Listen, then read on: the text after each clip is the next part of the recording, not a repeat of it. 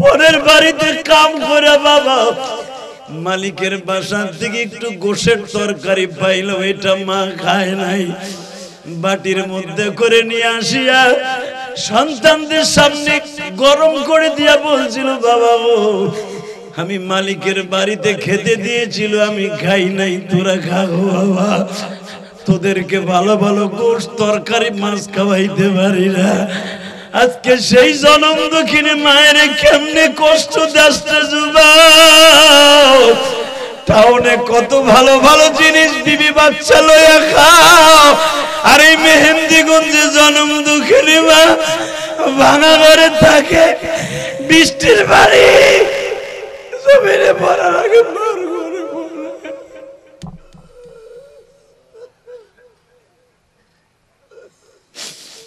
যুবকরে আমি তোদের দুইটা পাও ধরে বলে দিয়ে যাই, এই জমিনে মার মতো দরদি কেউ নাই।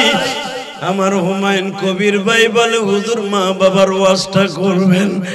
মা বাবার ওয়াজ কি করব রে ভাই, আমারই তো নিজের মা নাই। মা এই গোপালগঞ্জের মাটির নিচে ঘুমিয়ে আছে আমার মা। এই যে আমাদের কত কণ্ঠশিল্পী ভাইরা, তাদের কণ্ঠের জৌলস দিয়া বাবা ইসলামী সঙ্গীতের দ্বারা অপসংস্কৃতির বিরুদ্ধে বাবা তাদের কণ্ঠকে কত জোরাজোর ভাবে তোমাদের চিন্তা করলো। বাজানরে আমরা ওয়াজের দ্বারা তোমাদেরকে যেমনি দিলের খোরাক দেই, কণ্ঠশিল্পীরা কিন্তু ইসলামের সঙ্গীতের মাধ্যমে তারাও দিলের খোরাক দেয়। ও বাজান আমি তোমাদের দুইটা পাও ধরে বলে দিয়ে যাই, এই শিল্পীদের বাবার বাড়ি মায়ের বাড়ি কার কোথায় আমি জানি না, এরা কোন ফ্যামিলির সন্তান তাও আমি জানি না। তবে বাবা আমরা যারা মাদ্রাসায় পড়ছি অধিকাংশ গরিবের ঘরের সন্তান গো বাবা। বাবা আমার মনে আছে, আমার বাবা পরীক্ষার ফি টাকা দিতে যায়, আমার বাবা বারবার চোখের পানি গামছা দিয়ে মুছছিল আর বলছিল, ইলিয়াস রে বাবা 5 মণ ধান দিয়েছে, তোমার পরীক্ষার ফি দিলাম। আজকে তোমার মা বেঁচে থাকলে হয়তো আমার এত কিছু দেয়া লাগতো না। যুবক ভাইরা আমরা জানি আমরা গরিবের সন্তান, যুবক তোমরা ধনীর সন্তান হওয়ার গরিবের সন্তান হও, কোনদিন মা দুঃখিনীর অন্তরে কষ্ট দিস না ভাই। পৃথিবীতে একটা মাত্র দরদি আছে, সদরঘাট থেকে তুমি লঞ্চে উঠছো, বরিশাল সহজে মেহেন্দিগঞ্জ তুমি নামবা, হবাজান পাতারহাট স্টেশনে নামবা, দেখবা তুমি মার কাছে টেলিফোন করছো, মা আমি কিন্তু আজকে 8টার লঞ্চে উঠছি। যখন মা দেখবে উত্তর গগন থেকে বাবা মেঘ শুরু হয়েছে, ঝড় বৃষ্টি শুরু হয়ে গেছে, দেখবা বাড়ির সবাই ঘুমায়, মা ঘুমায় না।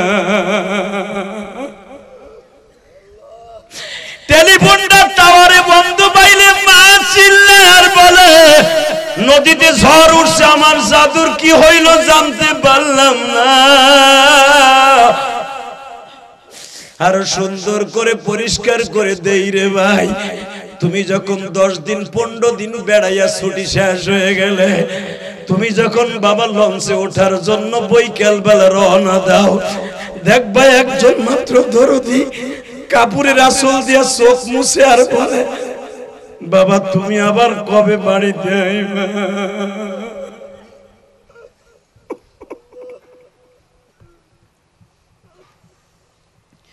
আমি আমার যুবক ভাইদের উদ্দেশ্য বলবো, ওই জনম দুঃখিনী মায়ের কোনোদিন গালি দিও না বাবা, ওই জনম দুঃখিনী মায়ের অন্তরে কোনোদিন কষ্ট দিও না।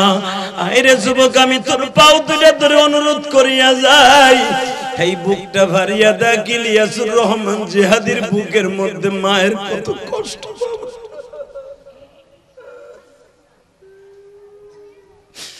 আমার মা আমাকে বারবার বলছিল, বাবা একদিন তুমি আলেম হইবা, সেই দিন আমি মাকে আর কোনোদিন পাইবা।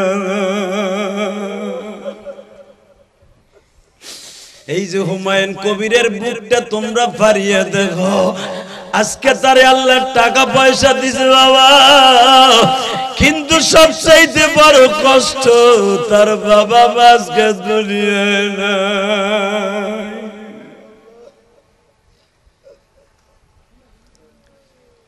আল্লাহ তার বাবা মাকে মাফ করে দাও, জোরে কাটা আমিন। আরো জোরে বলো আমিন। কথাটা কেন বলছি রে বাবা, মেয়েরা কিন্তু বাবার বেশি পাগল। কথা কও না কেন, কষ্ট হইতেছে? ফাতেমা বললেন বাবা তোমার যাইতে দেব না। আমার নবী বললেন না রে মা যেতে হবে, জোরে কাটা আমিন। নবী রওনা দিলেন আবু বকরকে সাথে নিয়ে। যেটা শোনেন নাই সেটা শোনেন। আবু বকরের বাড়িতে দুইটা উট আগে থেকে কিনা ছিল, নিযুক্ত করা ছিল। রওনা দিলেন দুইজন রাহাবান দিলেন আমার নবী, যেরকম মারহাবা। দুইজন রাহাবান নিয়ে আমার নবী মদিনার দিকে রওনা দিছে।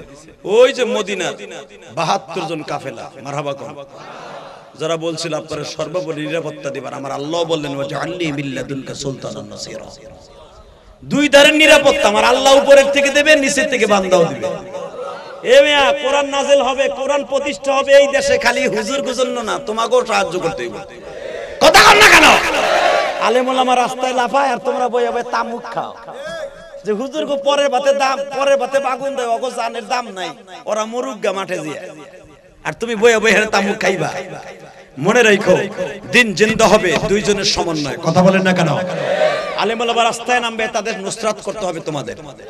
আমার নবী ইচ্ছা করলে একাই কিন্তু পারতেন, আমার আল্লাহ একা দিয়ে করার নাই। মদিনায় যাওয়ার পরে কোরআনকে জীবিত করা শুরু করছে। কথা বলেন না কেন? কষ্ট হইতাছে? আর মাত্র 7 মিনিট। হ্যাঁ হ্যাঁ, এই 7 আর মাইকে আবার অবশ্য করুন। 12টা 12টা বেজে গেছে। আর না, বেঁচে থাকলে আবার দেখা হবে। আল্লাহুম্মা আমিন। না তাহলে আওয়াজ দিন তাহলে এবার। কোরআনের পক্ষে যদি আলেম ওলামা ডাক দেয়, যাইতে রাজি আছেন না নাই? যাইতে রাজি আছেন না নাই? কে কে রাজি আছেন? এবার আল্লাহকে হাত উঁচু করে দেখাই দাও মুসলমানের ফলা। আয় ঠিক আছে, এই হাতগুলোই কবুল। জোরে কোন আমিন। আরো জোরে কোন আমিন। আজকে কি ওয়াজ শুনতে আইছেন না খিচুড়ি খাইতে আইছেন? খিচুড়ি খাইতে আইছেন? তাহলে এবার আওয়াজ দিয়ে রেডি রেডি বাস। এবার আমার দিকে তাকান।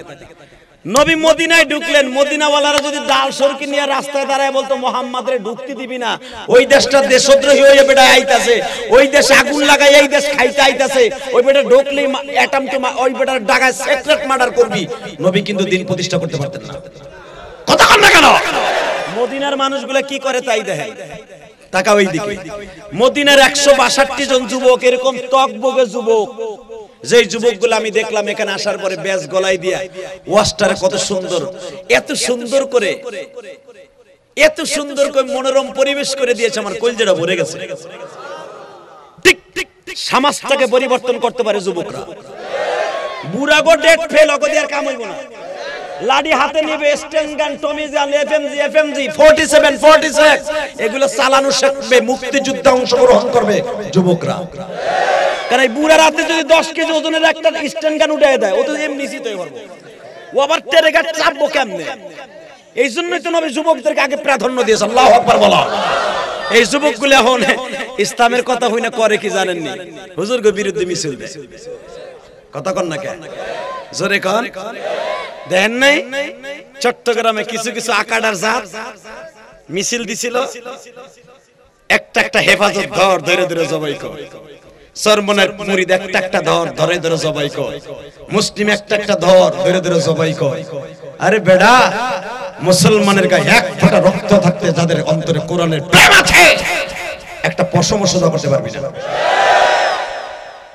সত্য বলছি না মিথ্যা বলছি? আর কেউ না হোক, মেহেন্দিগঞ্জের মানুষ তো কুত্তা পিটাইতে পারবে নদীর মধ্যে ফেলাইয়া। কেন হেন্দে কই যাবে? চাচা কইছে যাইবে। ঠিকই আছে বাবা, কই যাইবে কো। ঠিকই কইছেন। পিটাবেন কি সুপারি গাছ উড়াইয়া? সুপারি গাছ গাড়লেতে মনে করবে কামাল লয়ে যাইতেছে। ইনশাআল্লাহ কর না কেন? এর নাম হলো ইমানদারি। কথা বলো। আমার নবী আইতাছে মক্কার থেকে, যদি আমার নবীর প্রতিবন্ধকতা সৃষ্টি করতো আমার নবী কিন্তু পারতো না, কারণ আমার নবী মাত্র দুইজন, আমার নবীর সাথে মাত্র দুইজন, আবু বকর আর নবী, এই দুইজনকে খাইয়ালানোর কোনো ব্যাপার ছিল? যদি তারা বলতো ওই দুইজন আইতেছে ওই দেশে অরাজকতা সৃষ্টি করে আমাকে দেশে আসতেছে ফিতনা লাগাবার লাগে ধরে, পারতো কিনা? পারতো কিনা? জোরে কর, আরো জোরে, জোরসে বলো। আল্লাহ যারা আসতে কয় হ্যাঁ বাড়ি ঘর চিনো তুমি। দেখো তারা কি করে, এখন কানবা আর চাইছে দেখবা। এটা আমি বলি নাই, কোরআন শরীফের কথা। 162 জন ছেলে এক সপ্তাহ আগের থেকে শুনছে নবী আইতেছে, 1 তারিখে রওনা দিছে। যুবক ভাই তোকে পাও ধরছে, কত নেতার কথা, মেম্বার 2টার মেম্বার, প্রধানমন্ত্রী একটু দিছে করোনার ভিতরে একটু তেরান দিছে। এই সোর মেম্বার গুলো সাইল সোর ডাইল সোর সোর নিয়র বোর খাটের নিচে ঢুকাইছে। কথা কর না কেন? এই সোর গুলো আবার আমাকে হুজুরকে বিরুদ্ধে কথা কয়। এ বেটা আমি ইলিয়াসুর রহমান জিহাদি, আল্লাহর হুকুমে ওই মিডিয়ারে জিজ্ঞেস কর, আমি নিজের পক্ষ থেকে 7 লক্ষ টাকা তেরান দিছি। আমি নিজে মাথায় করে করে নিয়ে 5 তলার বাড়ির মালিককে উড়াই দিয়েছি পেঁয়াজ ডাল চাল আলু। নাম ফুটানোর জন্য না, বললাম যে আলেমুল আমার গালি দেশ, আলেমরা বর্তমান পিছাইয়ে নাই। এই যে সরমনে আল্লাহর কুতুব ব্যাগ ভরে ভরে মানুষের তেরান দিছে। কথা কম না কেন? ইসলামী মাইন্ডের এই নেতাগুলা যাগো তোমরা জিএমবি কয়ে গালি দাও, জামাত শিবির কয়ে গালি দাও, জানো প্রত্যেকটা বাসায় বাসায় রাতকে রাত পাহারা দিয়া পেঁয়াজ ডাল মরিচ দিয়েছে। আর তোমরা যখন নেতার কথা বাড়ি ঘর ভাঙব, ওই নেতাগুলা গিলাস লাগায় ঘুমাইছে। কথা কন না কেন? এই যে আওয়ামী লীগের 1 দর্জন উইকেট পড়ছে করুণায়, 1 দর্জন উইকেট পড়ছে করুণায়। বিএমপির 1.5 দর্জন যাই দেখো একটারও রাস্তাতে করুণায় ধরে না, সবগুলো ধরছে গিলাসের মধ্যে থেকে। এই যে আমাগো বংশের শেখ আব্দুল্লাহ মরছে ধর্মমন্ত্রী, রাস্তাতে ধরছে সব গিলাসের মধ্যে, চাইল ডাল নিয়ে গিলাস আটকাইছে। করুণা কয় দুল্লা ভাই গিলাস খুলবি না, পানি তো খাবি, পানির ট্যাঙ্কি রোডের মধ্যে যে বয়ে থাকবি। কথা কন না কেন? আল্লাহ যদি কাউরে ধরে হেরে মাইরা সারে মোনা, বুঝছো? বোঝো নাই মোনা মাই কম মেজা মু কি কর মুই। এদিকে তাকাও মুসলমানের পোলা, যেগুলা করুণায় বড় বড় এমপি মন্ত্রী মরছে, একটাও রাস্তাতে ধরে নাই, সব গিলাসের মধ্যে ধরছে। কথা কন। আর এই যে আপনারা প্রতিদিন সকালবেলা মাছ মারতে গেছে, প্রতিদিন সকালে পাট খেতে, ধান কাটে, সুবারি খেতে উঠা কি পাড়া গুড়া পারছেন, সুবারি পাইরা আইসা ধামা বইরে বেইসা আলু ভর্তার লগে কাঁচা মরিচ দিয়ে আর করুণারে সেট খায়া খায়া আবার নদীতে গেছে। কথা কন না কেন? গরিবের কে আল্লাহ কোনোদিন কোনো এমন কোন গজব দিয়ে মারবে না যেই গজবে মরলে মানুষ জানাজায় আসবে না। এ করুণার ভিতর আলেম উলামা মরছে, নেতাগুলাও মরছে। কথা কন না কেন?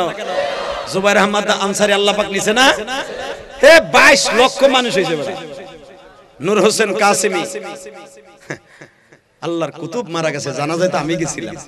লক্ষ লক্ষ মানুষ, আহমদ শফি শেখুল ইসলাম মারা গেছে, লক্ষ লক্ষ মানুষ জানাজা। কথা কন না কেন? আইজে চাকরি শুদ্ধ গেছে গা, লোক ফিরে পারে না। এরা দুনিয়া বাদশা, কেরা তো বাদশা। কষ্ট হইতেছে 3 মিনিট। এ মুসলমানের পোলা দিকে তাকাও, মক্কার 162 জন ছেলে কাফের পাহাড়ের উপর উঠে অপেক্ষা করতেছে। এই রাস্তায় মুহাম্মদ আইবে, এক নজর দেখমু, তারে দেখলে বলে ক্ষুধা লাগে না, তারে দেখলে বলে চোখের জ্যোতি বাড়ে। আমার নবীর একটা প্রশংসা করি, ওয়া ইন্নাকা লা আলা খুলুকিন আযীম। দেখেন আমার নবীর চরিত্র কি, আমার নবীর চরিত্রের গ্যারান্টি আল্লাহ দিছে।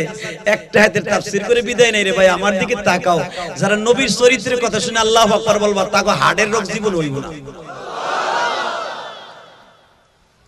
মদিনার ছেলেগুলা শুনতে পাইলেন আমাদের দেশে এমন নেতা আসতেছে যারে দেখলে ক্ষুধা লাগে না, যার চেহারার দিকে তাকাইলে ঘন্টার পর ঘন্টা তাকায়া থাকলেও চোখে পলক লাগে না। দুর্বল মানুষ সুস্থ হয়ে যায়, এই মানুষটা আসতেছে অসুস্থ মানুষ, তারে দেখলেই সুস্থ হয়ে যায়। ঘরে কোনো মানুষ নাই গো বাবা, সবাই রাস্তায়। কোন রাস্তা দিয়ে মুহাম্মদ আসবে? 162 জন ছেলে বাবা, কেউ খেজুর গাছের উপরে, কেউ পাহাড়ের মাথায় বসে আছে। কোন রাস্তা দিয়া? মদিনায় ঢোকার মাত্র একটা রাস্তা বাদান, এখনো পর্যন্ত একটা রাস্তা। হাদিস আপনারা দেখছেন, মক্কা থেকে মদিনায় ঢোকার এখনো পর্যন্ত মেন গেট বাবে মদিনায় তাইয়্যিবা এখনো আছে বাজান। আমি গুনাহগার, 2004 সাল থেকে আল্লাহ আমাকে হজে নাই গো বাবা। আমি যতবার এই মদিনায় তাইয়্যিবা গেটের সামনে গেছি, চোখের পানি না ফেলাই আসতে পারি নাই। কারণ এই গেটের সাথে বাবা জড়িয়ে আছে মদিনার ছেলেদের চোখের পানি, এই পাহাড়ে জড়িয়ে আছে বাবা তাদের পরিশ্রম।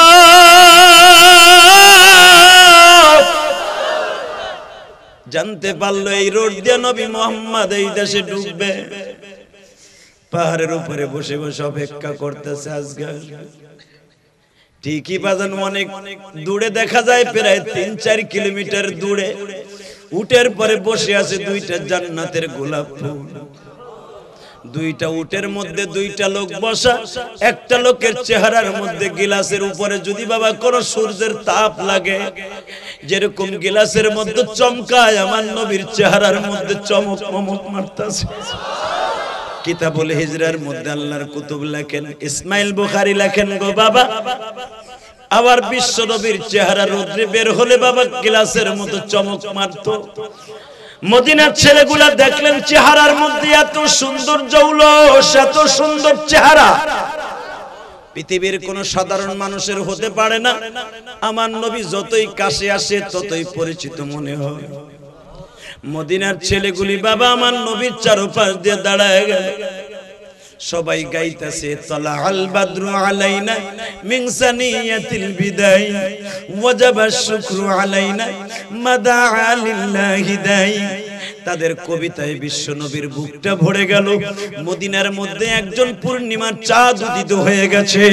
মদিনার মানুষগুলা তোমরা কোথায় কে আছো গো? একবার দেখলে তোমাদের দিলটা শান্ত হয়ে যাবে। পূর্ণিমার চাঁদের সাথে যখন আমার বিশ্ব নবীরে তারা তুলনা করলো, আমার নবীর দিলের সমস্ত ক্লান্তিগুলা দূর হয়ে গেল।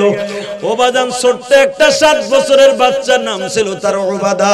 কি নাম? যে ওবাদার কথাই কোরআনে আসছে, ওয়ালা তাজআল ইয়াদাকা মাগলুলাতান ইলা উনুকিকা ওয়ালা তাবসুতহা কুল্লাল বাসতি ফাতাকউদা মালুমান মাহসুরা। এই 7 বছরের বাচ্চাটার কথাই কোরআনে আল্লাহ উল্লেখ করলেন। মারহাবা বলতে পারেন না? এই ছোট্ট বাচ্চাটা তার বাবারে জিজ্ঞেস করে, আব্বা ওনার নাম কি? মুহাম্মদ। কষ্ট হয়ে গেছে আপনার? ছোট বাচ্চা যদি আমার নবীর ভালোবাসা কেড়ে নিয়ে জান্নাতের নাম লেখাইতে পারে, তুমি পারবা না এখন 2 নয়নের পানি দিয়ে? ছোট বাচ্চাটা বাপরে জিজ্ঞেস করে, আব্বা ইনার নাম কি? মুহাম্মদ। বাবা আবু উবাদা, ছেলের নাম ওবাদা। এই ওবাদার পরে ভিত্তি করে আবু উবাদা অর্থাৎ ওবাদার বাপ জিজ্ঞেস করে, আব্বা ওনার নাম কি? মুহাম্মদ। আবু উবাদা বলে, না ওনার নাম মুহাম্মদ। তো গত কয়েকদিন আগে শুনলাম ওনারে দেখলে ক্ষুধা লাগে না। কথাটা একবারে 100% সত্য। কয়েকদিন আগে শুনলাম ওনারে দেখলে চোখে পলক আসে না। কথাটা সত্য। আবু উবাদা বলে, তুই কি কইতে চাস? ছোট্ট মানুষ পাকনা পাকনা কথা কসকে। আব্বা একটা কথা কই, আমার মনটা কেন যেন চায় কমলা দেখলে যেরকম বাচ্চারা হাতে নিয়ে খুঁটিয়া সুইলে খাইতে চায়, মনটা বলে এত সুন্দর কমলাওয়ালা চেহারার মধ্যে একটা চুমা দিতে মন চায়। উবাদার ওয়াজ আল্লাহ এমনি এমনি কোরআনে সূরা বনী ইসরাঈল করে। সূরা বনী ইসরাঈলের সমস্ত আয়াতগুলো নাযিল হয়েছে দেখবেন মক্কায়, মাত্র 13টি আয়াত নাযিল হয়েছে মদিনায়। এইজন্য সূরা বনী ইসরাঈল কিন্তু মক্কা মাদানী, মাক্কি মাদানী যৌথ সূরা বলা হয়। এইজন্য এই সূরাটা 15 পারা স্থান পেয়েছে। মারহাবা বলেন। অর্ধেক মদিনায়, অর্ধেক মক্কায়। কষ্ট হইতেছে? টাকা নেই দিকে। বাবা আমি কিন্তু অসুস্থ, কোন দিক দিয়ে জানেন? কণ্ঠশিল্পীরাও বলেছে, আপনারা শুনলে আমার জন্য একটু দোয়া করবেন। সেটা হলো আমার এই পিছনের দিকে এত বড় একটা ফোড়া হয়েছে। কি বলে আপনাদের দেশে? ফোটনা বলে নাকি? ঢাকায় বলে ফোটনা, আর এই ভাষায় বলে, আমাদের গোপালগঞ্জের ভাষায় বলে ফোড়া, বাগি। ঠিক এত বড় বাবা। এই যে আমি এত কষ্ট করে ওয়াজ করতেছি, বসতেও কষ্ট, এমন জায়গায় হয়েছে মানে বসলে চাপ লাগে, কলিজা ধরে টান দেয়। তারপরে বাবা কষ্ট করে আসছি, আলহামদুলিল্লাহ বলেন। আপনার মাল্লা একটু দোয়া করবেন না? আমি অসুস্থ শরীরে আপনার লেগে দোয়া করবো। এক তো আমি মুসাফির, দ্বিতীয় নাম্বার আমি অসুস্থ। এই হুজুর আমারে দেখছেন কত কষ্ট করছি খাটের উপর বই, আমি একটা মিনিট ঘুমাইতে পারি না। গতকালকে রাত্রে আমি কিন্তু ঘুমাই নাই বাবা, সারা রাত বয়ে গেছে, আবার আইছি, কারণ আমার আব্বা অনেক অসুস্থ। আমার আব্বা হসপিটালে অনেক অসুস্থ, আব্বারে দেখার লেগে চলে গেছিলাম কালকে, আবার আসছি। আমি হুমায়ুন কবির ভাইকে বলছি, ভাই আমি না আসলে হয় না। বললো ভাই আমার দেশের মানুষ তো চিনেন না, আমার প্যান্ডেল ম্যান্ডেল আমার বাড়ি ঘর ভাই গেলে, ঠিক না বেটি? কত বড় সাহস পায়, ঠিক। আচ্ছা আমি না অসুস্থ হয়ে যদি বিছানায় পড়ে থাকতাম তাহলে আমি কেমন হইতাম?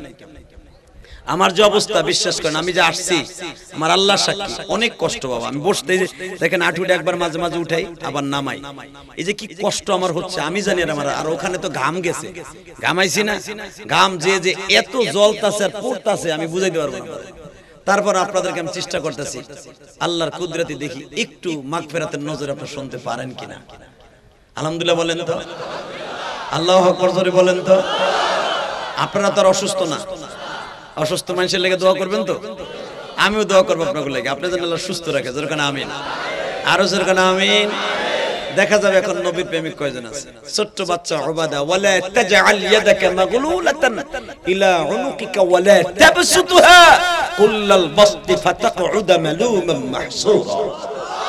কি মনে করলেন এই বাচ্চাটার এটা কি তোমার পোলা?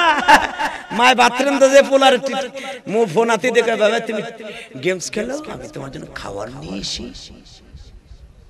কথা বলেন না কেন?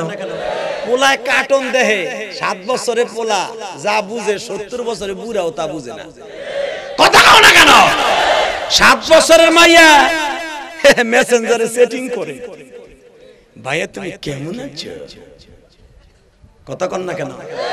আর 70 বছরের বুড়ারে কইছে একটু টেলিফোনে কথা কও, বুড়া যে হান্দে কথা বাইরায় হেডা দিছে মুহের কাছে। মনে করছে হিন্দি কথা বাইরে এই মানে মুহের কাছে দিয়ে কথা কইতা। একটু পরে তো ওই হে কি কয় এটা তার হনে না। আব্বা হ্যালো হ্যালো, আরে কি হইলো? আমি তো শুনি না কিছু, শুনবো কইতে যেটাতে কথা বাইরে ওইটা দিছে হ্যাঁ মুহের কাছে। কথা কর না কে? আরো জোরে কান। চাচা আপনারা ভালো আছেন? আলহামদুলিল্লাহ কর। ডিজিটাল যুগের মহিলার একটাও জাহান্নামে কয়টা যাবে আমি জানি না, জান্নাতে কয়টা যাবে তাও জানি না। তবে আদিম যুগের আমার মায়েরা যারা আছে, আজ থেকে 30 বছর আগে যে মায়েরা আসছে দুনিয়ায়, অবশ্যই 100% এই মায়েরা ডাইন বাম কিচ্ছু চিনে না। এই মায়েরা 20-এর উপরে গুনতে পারতো না। এই মায়েরা আগে জান্নাতে যাবে। আর তোমাকে পুতের বউরা এরা সাইজ করে স্বামীরে বাপ কয়। চাচাই কয় এটা আবার কেমনে কয়? স্বামীর এবার বাপ কমু কেমনে কয়? কি মাইক না বাল কি কমু, মনটাই খারাপ হয়ে যায়। শোনা দিকে স্বামীর কেমনে বাপ কয় দেখেন। বিউটি এসো না, দাওয়াতে যেতে হবে। আরে বাবা আসছি তো।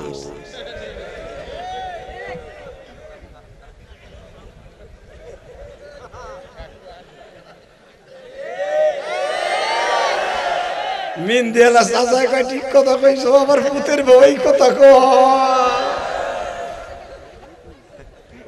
কথা কন না কেন?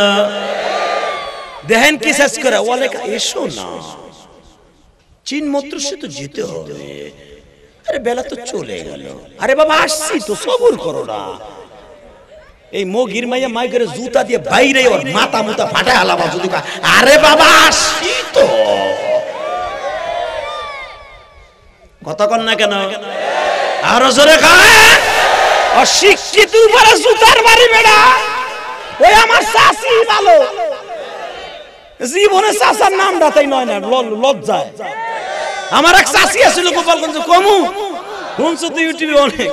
আমার শাশি একদিন আমি হিসেবে কাফিয়া পড়ি আর আলিয়া আলেম পড়ি। আমার শাশি কয় বাবা আজকে একটা অপরাধ করে এলেছি, সবে বরাতের দিন কম কি তোমার চাচার নামটা লয়ে এলাইছি। এটাতে কি হ্যাঁ বাদ দাও, কোরআন শরীফের লয়ে এলাইছি। মানে আমার চাচার নাম ছিল সামাদ। তা চাচি সুরাজাল তো 2টা, সারা জীবন এইভাবে পড়তো কুল হুয়াল্লাহু আল্লাহু রাবির বাপ লাম ইয়ালিদ ওয়া লাম ইউলাদ লাম ইয়াকুল লাহু কুফুয়ান আহাদ। জানতো স্বামীর নাম নিলে নামাজ হয়, আল্লাহ লাগে বেয়াদবি হয়ে যায়। সারা জীবন এরকম পড়ছে কুল হুয়াল্লাহু আল্লাহু রাবির বাপ লাম ইয়ালিদ ওয়া লাম ইউলাদ লাম ইয়াকুল লাহু কুফুয়ান আহাদ। মানে বিয়ের পরে এই পড়ছে। এনেকে আজকে তো এরমেরটা কিছু করে এলাইছি, কদি তোমার চাচার নামটা লয়ে এলাইছি বাবা। কেমনে কই যে কুল বল্লার ভিতর তোমার চাচার নামটা আছে না, আজকে বলে বলে কই এলাইছে আল্লাহ কুল বল্লাহু আহাদ রাবির বাপের জায়গায় যে আল্লাহু সামাদ কই এলাইছে। এন কদি কি করন যায়, আমি মাথা দেখে আল্লাহ রে আমার চাচি, ও চাচি এই রাবির বাপ যতদিন কইছে একদিন নামাজ কবুল হয় নাই, হালাকি তোমার গুণ হয়েছে। আচ্ছা চুপ করো, টেডি হুজুর হইছে, আল্লাহ রাসূল কইছে স্বামীর নাম লওয়া যাবে না, নামাজের মধ্যে ওটা লওয়া যায়। ওরে আল্লাহ রে খাইছে রে কয় রে, চিন্তা করে নামাজের মধ্যে স্বামীর নাম লইব না। আরে বিডিরা মেপুচ এসো না, কথা কর না কেন, আকরাম এসো না, সময় চলে যাচ্ছে তো। আর শিক্ষিতের জুতা দিয়ে বাইরা, কথা কর না কেন। আমার নবীর বিবিরা কোনদিন আমার নবীর নাম ধরে ডাকে নাই। আমার নবীর নাম কি ছিল জিগান, আবুল কাসেমকে আমার নবীর ডাকতো, কাসেমের বাবা বলে। আল্লাহু আকবার বলো না কেন। এই যে আমার মা চাচির আজ থেকে 40 বছর আগে ডাকতো বিউটির বাপ, এদিকে আসেন না, ঠিক না বেটি? আর এখন এদিকে এসো না, সময় এদিকে এসো না, তোমাকে ডাকে। আরে ভাই আমার জীবনে বহুত ঘটনা ঘটে গেছে। হাসতাবাদ থাকতে এই যে তুমি চিনবা, মিলাদ পড়তে গেছি এক বাসায়, মিলাদ পড়তে গেছি, তুমি নাম কইলে চিনে লাগবে, নাম কম না। তো মিলাদ পড়তে গেছি, তখন মিলাদ ঠিলাদ পড়তাম আর কি। আর হাসতাবাদে মিলাদের প্রথা আগে ছিল, কমে গেছে ও যেখানে থাকে। তো মিলাদ পড়তে গেছি, ও মাঝে মাঝে কুরুদ দেয়, বাটপাড়ায় মাঝে মাঝে কুরুদ দেয়। রাহেন হইছে তো মিলাদ পড়তে গেছি, এখানে আমি কিছু ভাবি বাইকো কাছে আসতেছে, পোস্ত কলা বিরিজে জাম লেগে গেছে। এখন টেলিফোনে কইতেছে, এ শোনা মেয়ে বুঝে শোনা, তুমি কোথায়? তা আমি মনে করছি মেয়ে পুষ্কে ডাকতেছে, মনে হয় পোলারে ডাকতেছে। তা আইছে আমার কাছে, মোনাজাতের ভিতরে আইছে মিষ্টি হলে। আমি ভাই আপনার মায় তো ডাহে, আপনার মায় কতবার ফোন দিয়েছে, আপনার মা পাইলেন, মা তো আহে নাই। আমি তো ওই যে মেয়ে পুষ করলে ওটা তো আপনার ভাবি। আমি লজ্জায় মোনাজাত করবো না, কোন রাস্তা দিয়ে দৌড় দিব আমি তালাশ করে ভাই নাই। কারণ ওই স্বামীরে কইছে মেয়ে পুষ তুমি কোথায়, আমি মনে করছি আর মা।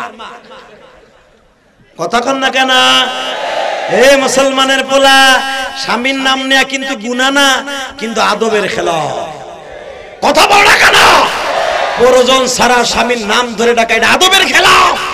স্বামীর নাম ধরা কিন্তু হারাম না, প্রয়োজনে নাম ধরতে পারবেন, কিন্তু সব সময় না। তোমার ডাকতে আল্লাহ অধিকার দেয় না, এইদিকে এসো না। মুগির ঘরে মুগি জুতার বাড়ি খাবি, মরে লাগালি। কথা কন না কেন। আর মাত্র 2টা মিনিট। আমার নবীরে কোনদিন ডাক দেয় নাই তার বিবিরা, ঠিক এমনি করে ছোট্ট বাচ্চাটা বলে আব্বা আমার মন চায় আমার নবীর একটা কুলি একটা চুমা দেই। আমার বিশ্ব নবীর চোখ কিন্তু একটা না, নবীর চোখ আছিল 8টা। কয়টা জোরে কোন, কয়টা? বুখারীতে আছে না নাই? তুমি আর আমি যে খালি সামনে দেখি, আমার নবী পিছনে যেমনে দেখতেন, ডাইনে তেমনে দেখতেন, বামে তেমনে দেখতেন, উপরে তেমনে দেখতেন, পিছনেও সেভাবে দেখতেন। কেটা কি কোন জায়গা থেকে আসে নবী সব দেখতে পারতেন, না নবীর জন্য মুজিজা। তোমার আমার লাগে না, নবী শুনলেন পিছনের রাস্তা দিয়া, পিছনের চোখ দিয়া ছোট্ট বাচ্চাটা নবীর চুমা দিতে চায়। বাজানরে আমার নবী হাতটা বাড়ায় দিয়ে বললেন তাল হেনায়া সাবি, ও বালকায় আমার বুকে আয়। কোলে নেয়ার সাথে সাথে বাবা নবীর কপালে চুম্বন করে বলে নবী গো, পৃথিবীর কোন মানুষের গায়ে এত ঘেরান শুনি নাই গো নবী, কিন্তু একটা কথা জিজ্ঞাসা করি গো নবী,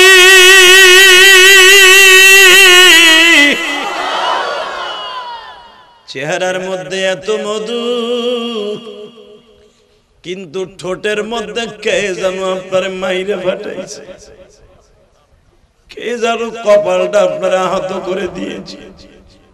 একটু জানলে খুশি হইতাম কে আপনার এখানে মারছে। আমার নবী বলে ওবাদা রে, তোমার দেশের ছেলেরা তোমার নবীর জন্য জীবন দেওয়ার জন্য পণ করছো, আর তায়েফের ছেলেরা ফোন করছিল, ওয়াদা করছিল তোমার নবীর মাইরা তারা পাঠাই। ওবাদা আমি যখন তোমাদের দেশে আসার 3 মাস আগে আমি তায়েফের মাঠে গেছিলাম, তায়েফের একটা ছেলে দৌড় মেরে এসে তোমার এই নবীর মুখের উপরে ঘুষি মেরে দিয়েছে। ও আমার মেহেন্দিগঞ্জের বাজানরা, এখন শুধু 2 নয়নের পানি দিয়ে আমার মওলারে খুশি করিল।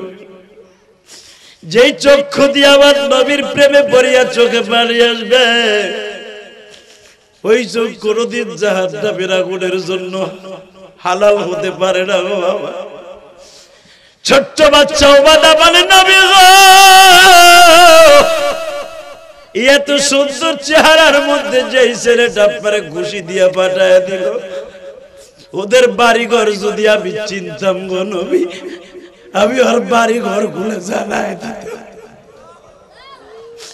ওবাদা নবীর কোলের থেকে লাফ দিয়ে নেমে গেলেন গো বাবা। যেই ওবাদার কথা বাবা হাদিসে এসেছে, ওবাদা হাতের উপরে হাত দিয়ে বলে, ও মদিনার ছেলেরা, তোমরা দেখো নবীর কপালের মধ্যে তায়েফের ছেলেরা রামদাও দিয়ে কোপ দিছে, নবীর ঠোঁটের মধ্যে ঘুষি মেরে দিয়েছে, আবার নবীর ঠোঁটের মধ্যে দাগ, নবীর মাথার মধ্যে দাগ। আবার নবী বলে, ও বদিরের ছেলেরা, তোমরা তো দেখেছো আমার কপালটা আর আমার মুখখানা, তোমরা যদি আমার পিছনের জামাটা উঠায় দেখতে।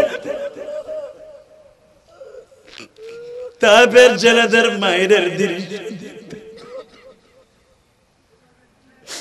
হে আবার মেহেন্দিগঞ্জের ভাইরা,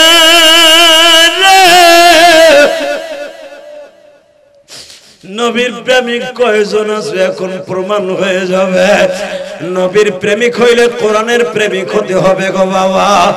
আমার নবী তায়েফের মাঠে মার খেয়েছে কোরআনের জন্য, নবী দান মোবারক শহীদ করছে কোরআনের জন্য।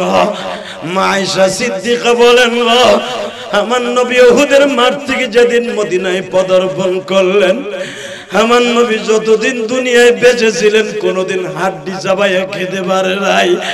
আমার নবী যখনই হাড্ডিটা কামড় দিত,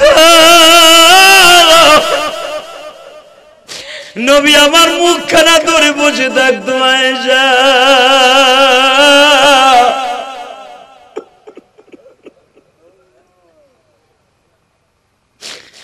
উহুদের মাঠের ভাঙা দাঁত দুইটা আমারে শান্তিতে খেতে দেয় না গো আয়েশা। মা আয়েশা নবীকে বলেছিলেন, নবী গো, শুধু একবার আপনার কাছে জানতে চাই, আমাদের দেখতে যেরকম আপনার ভাঙা দাঁত দুটি খারাপ লাগে, আমার আল্লাহ কি একবারও আপনারে বলে না এই দাঁত দুইটা দেখতে খারাপ লাগে? আমার নবীর এই ঠোঁট দুইটা বাসা মাছের মতো নাচতেছিল আর বলতেছিল, আয়েশা, আমার আল্লাহ বহুতবার আমার টেন্ডার দিছে নবী, আপনার দাঁত দুইটা আমি জান্নাতের মেডিসিন দিয়ে জমরুদ পাথর দিয়ে বাঁধাই দেই গো নবী। কিয়ামতের মাঠে দুনিয়ার সব নবী গাল ভরা দাঁত লইয়া উঠবে, আপনার দুইটা দাঁত ভাঙা অবস্থায় উঠবেন, আমি আল্লাহ দেখতে চাই না। আমার নবী বলছিলেন, মালিক, যদি আমার উম্মত কোনো বিলে মাপ না পায়, এই ভাঙা দাঁত দুইটা তোমার আদালতে হাজির করে দিও, যেন এই ভাঙা দাঁত দুইটা দেখিয়া তোমার মায়া লাগে। আর মেহেন্দিগঞ্জে যারা আমার ভাঙা দাঁতের কথা শুনিয়ে কেঁদেছিল, তাদেরকে যেন তুমি মাফ করে।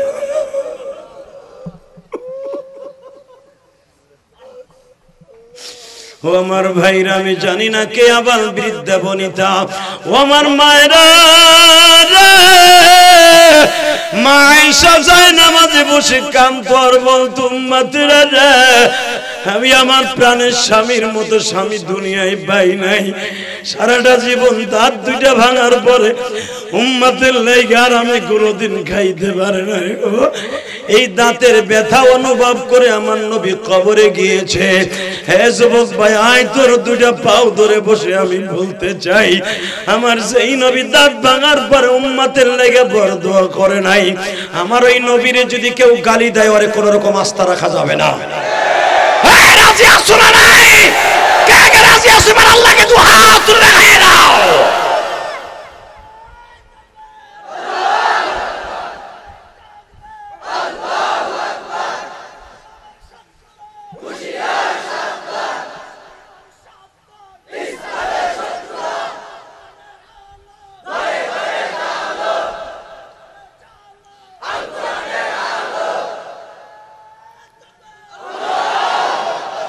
আলহামদুলিল্লাহ বলেন। কষ্ট হইল বাবা। নবী যদি দাঁত ভেঙে দুনিয়া থেকে যেতে পারে, লোহার কড়া এখান দিয়ে ঢুকে এখান দিয়ে বের হয়ে গেছে। আমার নবীর এই চল বুখারীতে দেখবেন, কিতাবুল মাগাজি, উহুদের মাঠে আমার নবীর লোহার হেলমেটের কড়াটা, বাবা এই কড়াটা আমি 5 বার দেখছি। আলহামদুলিল্লাহ বলেন। এখনো পর্যন্ত মদিনার জাদুঘরে আছে, কিন্তু আসলটা আছে বাবা তুর্কি। এইটার একটা ফ্রেম সহকারে বানায় মদিনার জাদুঘরে আমি গুনাহগার 5 বার দেখছি। গিলাসের মধ্যে বাবা আটকানো যেই ফ্রেম আমার নবী মাথায় দিয়ে উহুদের মাঠে গিয়েছিল, বাবা ওই কড়াটা এরকম ছিল, নবীর এখান দিয়ে ঢুকে এখান দিয়ে বের হয়ে গেছে বাঁকা হইয়া। এই কড়াটা তুলতে সাহাবীদের বহুত কষ্ট হয়েছে। শুধু আপনাদের দুইটা পাও ধরে বলে যায়, যেই মানুষটার গায়ে কোনোদিন মশা মাছি পড়ে নাই গো বাবা, সে একমাত্র কোরআনের জন্য। আমার নবী যদি পাতলা কাটা গায়ে দিয়ে মদিনার মসজিদে ঘুমাইতেন, নবীর মতো সুখী মানুষ আর কেউ থাকতো না। লোহার হেলমেটটা ঢুকাইয়া এখান দিয়ে বের করে মৃত্যুর আগ পর্যন্ত নবীর মাথার যন্ত্রণা অনুভব করে মৃত্যুবরণ করেছে। আমি আপনাদের দুইটা পাও ধরে বলতে চাই, নবী যদি কোরআনের জন্য হেলমেট ঢুকাইতে পারে, দাঁত ভাঙতে পারে, আমরা কি অন্তত একটা প্রতিপদের ঝড়ও তুলতে পারি না? পারি পারি। আল্লাহ কবুল করুক, জোরে না আমিন। আমাদের উহুদের মাঠে যুদ্ধ করতে হবে না, আমাদের মনের সাথে একটা যুদ্ধ করতে হবে। সে যুদ্ধটা হলো নবীরে যে গালি দিবারে জানটা পুঁতে ফেলবো, ওরে জায়গায় সেক্রেট মার্ডার করবো, ওরে বুঝাই দেব আমরা আশিকে রাসূল।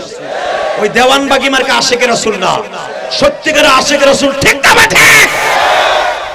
আর একটা কাজ করব, নবীর সবচেয়ে দামি একটা সুন্নাত, সবচেয়ে দামি সুন্নাত যেটা সারা জান্নাতে যাওয়া যাবে না, সেটা হলো মুখের মধ্যে দাড়িগুলো রাখতে হবে।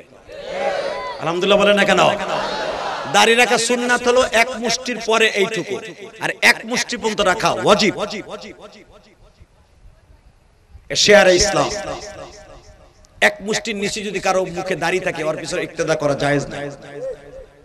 এই মুসলমানের পোলা দিকে তাকাও, দুইটা পাও ধরে বলছি, করুণায় কার কখন মৃত্যু হয়ে যান জানি না।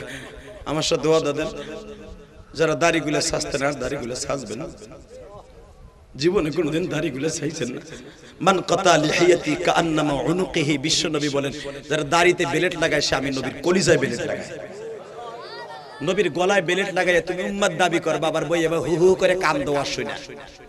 আমি মাত্র কয়েকটা যুবক চাইবো, তোর পাও দূরে দর্শে যুবক, এখানে কোন যুবক আছো লাভ দিয়ে দাঁড়ায় বলবা, হুজুর কবরে যাইবার পরে প্রথম থাবুর দিবে মুখের উপরে, যাদের মুখে দাড়ি নেই। প্রথম থাবুর তালফাহু উজুহাহুমুন নার, কোরআনে আছে না নাই? স্পষ্ট কোরআনের আয়াত, তালফা উজুহাহুমুন নার, প্রথম থাবুর দিবে মুখের উপরে যাদের মুখে দাড়ি নাই। তুমি প্রেসিডেন্ট হওয়ার, মন্ত্রী হওয়ার, এমপি হও, কোনো দাম নাই। নবীর সুন্নাত আছে, ফেরেশতাদের রেসপেক্ট পাইবা, ফেরেশতাদের ওয়েলকাম, স্বাগতম পাইবা। যদি একটু এদিক সেদিক হয়ে যায়, থাপ্পুরের অভাব হইবে না। কথা কর না কেন? ওখানে তুমি কইতে পারবা না আই এম আওয়ামী লীগের সভাপতি, আমি বিএমপি সভাপতি, আগে কবর না তুই বাইর কর ফিডে যায়। কথা কর না কেন? এখান থেকে কয়েকটা যুবক আমি চাই, আমি তোমার বন্ধু বানাবো। এক নম্বরে কোন যুবক আছে জীবনে দাড়িগুলো সাজবা না? ধরো তো, ধরো। কবরে থাপ্পুর খাইবা না, আর জীবনে দাড়ি সাজবা না, ধরো। এই যাকো দাড়ি আছে তারা না দেখলে দাড়ি শাস্তি ওইগুলা। এই যে আমি তোমাকেই চেয়েছিলাম, আলহামদুলিল্লাহ বলেন, আমি তোমাকেই চেয়েছিলাম, জোরে কোন মারহাবা, আল্লাহু আকবার জোরে বলেন তো। যারা ওয়াদা করছেন দাড়িগুলো রাখবেন, আমি ওয়াদা দিলাম বিশ্ব নবীর মৃত্যুর সময় মুখখানা দেখতে পারবেন। আল্লাহ আপনাদের কবুল করুক, জোরে কোন আমিন। আপনি দাঁড়াইছিলেন কে দাড়ি রাখবেন না পেন্টু পেন্টু কাঁচাইলেন কোনটা? মানে বৈশা জুতে দিচ্ছে না খিচুড়াইতেছেন লেগা? এই মুসলমানের পোলাই দিকে তাকাও, যারা দাড়ি রাখার ওয়াদা করেছেন, আমিও তোমার সাথে ওয়াদা দিলাম, যদি আমি আল্লাহকে সাক্ষী রেখে বলছি, যদি আমি মাপ পাই আমরা একসাথে জান্নাতে যাব। আল্লাহু আকবার জোরে বলো তো। আমি আরো 30টা সেকেন্ড সময় বাড়াইলাম। যারা দাড়ি রাখার ওয়াদা করবেন, আল্লাহকে সাক্ষী রেখে বলছি, বিশ্ব নবীকে স্বপ্নে দেখতে পারবেন। দাড়ি ছাড়া লোকের সাথে কোনোদিন নবী দেখা দিবেন না। নামাজ আল্লাহর হুকুম, হজ আল্লাহর হুকুম, যাকাত আল্লাহর হুকুম, কালেমা আল্লাহর হুকুম, দাড়িটা আমার নবীর হুকুম। আর নবীর হুকুমটা মিস করে, ওই যে বলছিলাম দুরূদ না বলে দোয়া আসমানে যায় না, দাড়ি না রাখলেও দোয়া আসমানে যায় না। এ দাড়ি চাচার গুনাহ কত ভয়ঙ্কর জানেন? সিনেমার হল করলে মসজিদ কদরে সদকায়ে জারিয়া সওয়াব, আলহামদুলিল্লাহ বলেন। রাস্তাঘাট করলে সদকায়ে জারিয়া সওয়াব, মাদ্রাসা করলে সদকায়ে জারিয়া সওয়াব, ওয়াজ করলে সদকায়ে জারিয়া সওয়াব। যতগুলো মানুষ নামাজ পড়বেন আজ কালকে থেকে, এই ওয়াজ যারা দিয়েছেন তাদের সদকায়ে জারিয়া সওয়াব হয়ে যাবে। আর দাড়ি চাচার গুনাহ হলো সদকায়ে জারিয়া হজ করা অবস্থায় হয়, নামাজের মধ্যেও হয়, রোজার মধ্যেও হয়। 24 ঘন্টা দাড়ি চাচার গুনাহ, 1 সেকেন্ডের লেগে গুনাহ কবিরা বাদ নাই। যদি 1 সেকেন্ড গুনাহ কবিরা বাদ না হয়, তুমি যদি দাড়ি চাচা অবস্থা মাপ পাও, আল্লাহ তোমার শ্বশুর আর বিয়েই লাগে না। আর আমলিগের তোমার নেত্রীও না যে আমার দল করে মাফ করে দে। আল্লাহ দেখবে, কুল ইন কুনতুম তুহিব্বুনাল্লাহ কুল আতিউল্লাহ ওয়া আতিউর রাসূল। নামাজ রোজা সব ঠিক আছে, আমার রাসূলের ইত্তেবা নাই, ওরে আমি চিনি না। আল্লাহ ডাইরেক্ট কথা, ওরে আমি চিনি না। তার মানে আল্লাহ নামাজ ফরজ করছে কয় ওয়াক্ত? জোরে কোন, আরো জোরে। ফরজ কয় ওয়াক্ত? ফজরে কয় রাকাত? কয় রাকাত ফরজ? কে ফরজ আল্লাহর 2 রাকাত, ওই 2 রাকাত পড়লি তো। ও চান্দু, চান্দু, জোহরে মাত্র আল্লাহর 4 রাকাত, কথা কোন না কে? 6 রাকাত আমার নবী কি লেখা পড়তে কইছে আল্লাহ? খালি 4 রাকাত পড়বা আর 2 রাকাত পড়বা ফজরে। আর যদি তুমি মনে করো ইশারে পড়বা মাত্র 4 রাকাত, আসরে 4 রাকাত, শেষ না, কোন দিনও কেউ জান্নাতে যেতে পারবে না। সুন্নাত অবশ্যই লাগবে, সুন্নাত লাগবে। আল্লাহ প্রত্যেকটা ফরজের সাথে সুন্নাতকে দায়ী করে দিয়েছে। আল্লাহু আকবার জোরে বলতে পারেন না? তাহলে বুঝেন, ফরজের পাশাপাশি সুন্নাত আল্লাহ নাযিল করে দিয়েছেন। ওয়া মিনাল লাইলি ফাতাহাজ্জাদ বিহি নাফিলাতান লাক সুন্নাতাম মান ক্বাদ আরসালনা ক্বাবলাকা মির রুসুলিনা ওয়া লা তাজিদু লিসুন্নাতিনা তাহযীলা। এটা কি নবীর কথা না আল্লাহর কথা? তা কি বাবা তুমি যে দাড়ি না রাখলে জান্নাতে যাইবা? নো। অতএব আরো 1 মিনিট বাড়াইলাম, 1 মিনিট, 1 মিনিটের ভিতরে লাভ দিয়ে দাঁড়াইবা। কোন কোন যুবক আছো 30টা সেকেন্ডে বলো, আমি আর জীবনে দাড়িটাই খুল লাগাবো না। দেখি দাঁড়াও তো, কে কে আছো? দাঁড়াও, দাঁড়াও, কে কে আছো দাড়িতে আর খুল লাগাবে না? দাঁড়াও, কে কে আছো? দাঁড়াও যুবক, দাঁড়াও, ল্যাংটা যুবক, দাঁড়াও, দাঁড়াও, কপাল পোড়া বাটপা, দাঁড়াও। নবীর কলিজায় আঘাত করে তুই উম্মত দাবি করস, কিসের সাতার তুই উম্মত বেটা? দাঁড়াও। আর কে কে দাড়িটা রাখবা? দাঁড়াও। আল্লাহ তুমি মাফ করে দাও যুবকদের, মাফ করিয়া উঠাইবা হাসরে। আল্লাহুম্মা জোরে কর, আল্লাহুম্মা আমিন, আল্লাহুম্মা আমিন। বসো, দাড়িগুলা সাজবা না, এখান থেকে যাওয়ার পরে আর রাখবা, রাখবা তো ইনশাআল্লাহ? আল্লাহ কবুল করে, জোরে করে আমিন। আরো জোরে বলেন আমিন। যুবক ভাইরা যারা দাড়িগুলা রাখলেন, ওয়াদা করেন 5 ওয়াক্ত নামাজ পড়বেন। কারা কারা 5 ওয়াক্ত নামাজ পড়বেন দেখি আল্লাহকে হাত তুলে দেখান তো। আল্লাহ এই হাতগুলা কবুল করেন, জানে মালে বরকত দান করেন, আল্লাহ এদের মা বাবার খেদমত করার সুযোগ দান করেন। জোরে করে আমিন। আরো জোরে বলেন আমিন। নামান হাত।